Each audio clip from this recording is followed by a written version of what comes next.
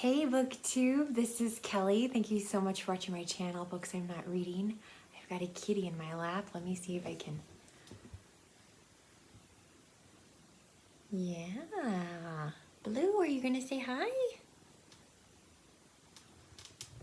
Okay. There we go. Yeah. Oh.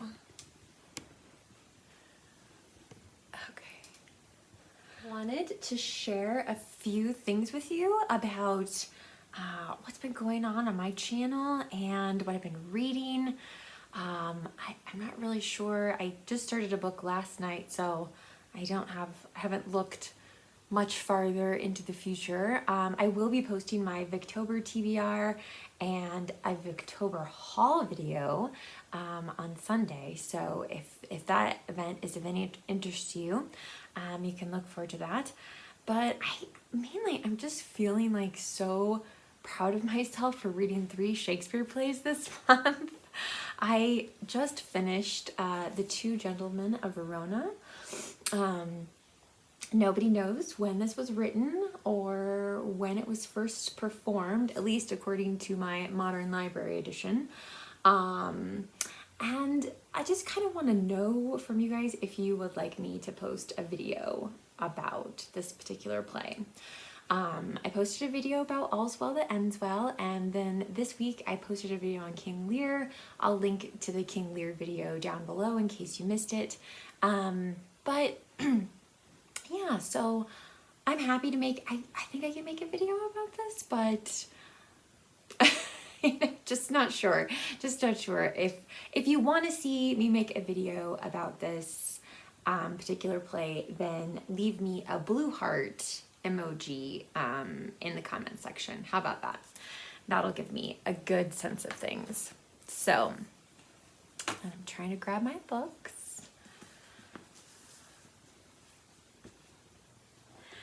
So King Lear, I finished this last weekend, and I felt like it was a major triumph for me. It was really a challenging play with a lot going on in it.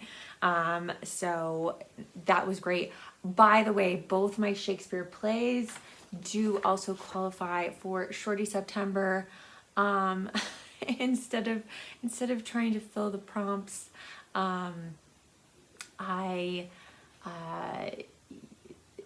just been writing the names of the books in the little prompt boxes, but they don't necessarily go with the prompts. I do love that prompt sheet so much though. The other thing I finished reading this week, which is very appropriate since Blue is here, is Old Possum's Book of Practical Cats by T.S. Eliot. T.S. Eliot originally wrote these poems for his godchildren. They were first published in 1939, and this edition is especially fantastic because it was illustrated by Edward Gorey, and I just love his drawings of the cats. So now, I realize not all of you are cat people. We're going to get to dogs in just a second here, okay? There's a difference between this and the musical Cats. Okay, so definitely Cats draws its inspiration from these poems. As I was reading them, I could hear the music in my head for some of the cats. There's cats in here that are not in the musical, and there are cats in the musical that T.S. Eliot never wrote about. There is no memory poem in this book. But characters like Mr. Mistopheles, the Jellicle cats, the Cavity, the Rum Tum Tugger. Yeah, so anyway, it's wonderful. It's just wonderful. And I think the thing, I was actually reminded of the Jabberwocky while I was reading these poems. He's making up words, but at the same time, you can tell, T.S. Eliot, at some point lived with a cat because he really gets kind of a cat's personality. You know, one cat, as soon as he's outside, like he wants to come back inside. As soon as he's inside, he wants to go back out. My mom always joked with one of our cats that they were always looking for the door into summer. Anyway, so it's just, I guess maybe whimsy is really the best word for these. They're so much fun to read out loud too. If you do find a copy, I would really recommend that. So this is from The Old Gumby Cat, and it's about Jenny Any Dots. And there she is, as illustrated by Edward Gorey. And this is just part of it. But when the day's hustle and bustle is done, then the Gumby Cat's work is but hardly begun. And when all the family's in bed and asleep, she slips down the stairs to the basement to creep. She's deeply concerned with the ways of the mice. Their behavior's not good, and their manners not nice. So when she has got them lined up on the matting, she teaches them music, crochet, and tatting. There goes my own cat. So anyway, I really recommend this, and I recommend reading it out loud. If there's somebody in your family that you can share it with, especially if you're a cat person. Now let's move on to dogs. Last night I started reading one of my high priority books for the year, one of the things I've owned a very, very long time and have not read, and that is A Three Dog Life by Abigail Thomas.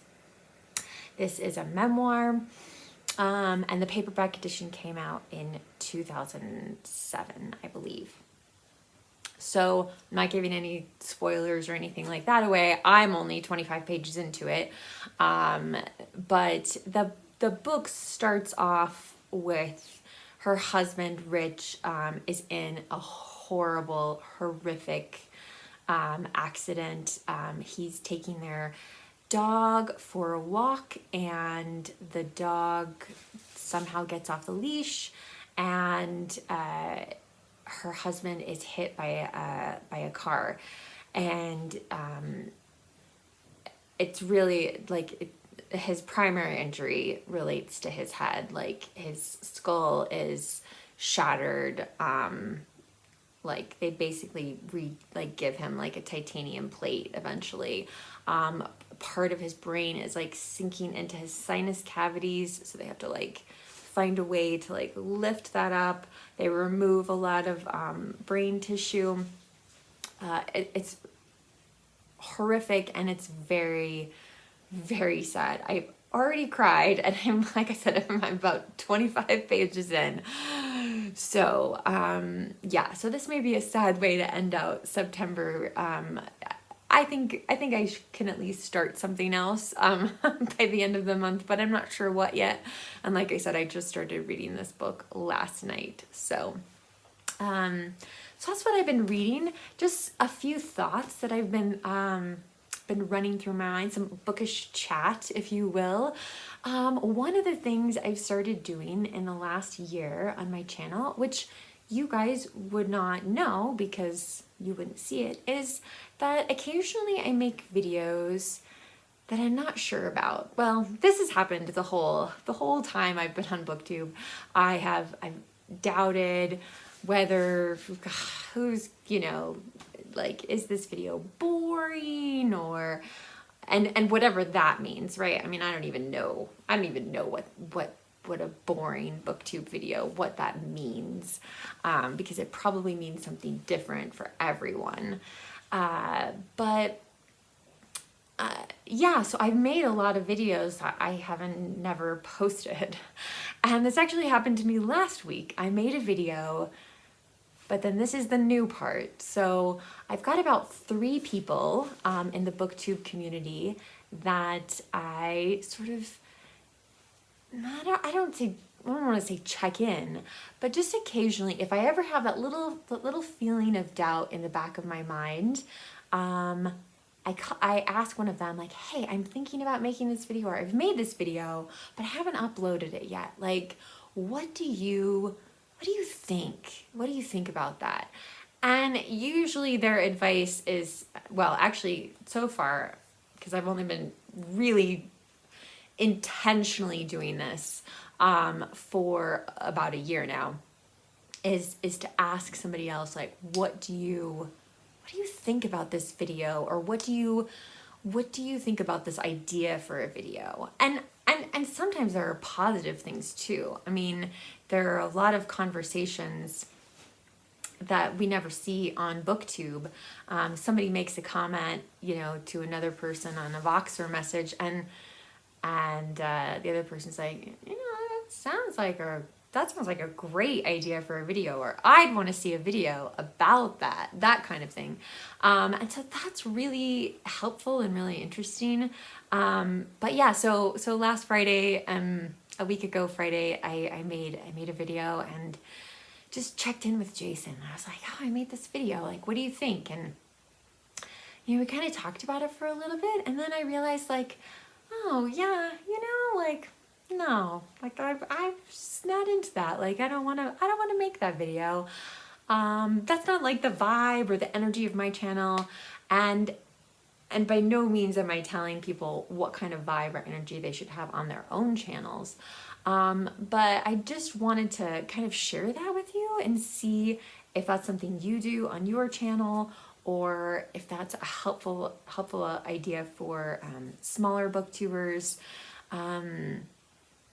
Yeah, because I have found it to be really, really useful, and again, like, sometimes the outcome is really positive and people are like, go for it, do it, you know, or yeah, like, oh, I don't know, Kelly, like, that doesn't really sound like you, or that doesn't, it seems like something that, like, maybe in one moment you were worked up about, and then it kind of passes. So anyway, I'd love to hear your thoughts about that as well down in the comment section below, along with these books, or tell me what you're reading this weekend.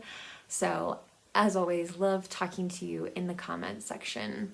BookTube, remember to be kind to yourself, be kind to others. Thank you so much for watching, and I will be back soon. Bye.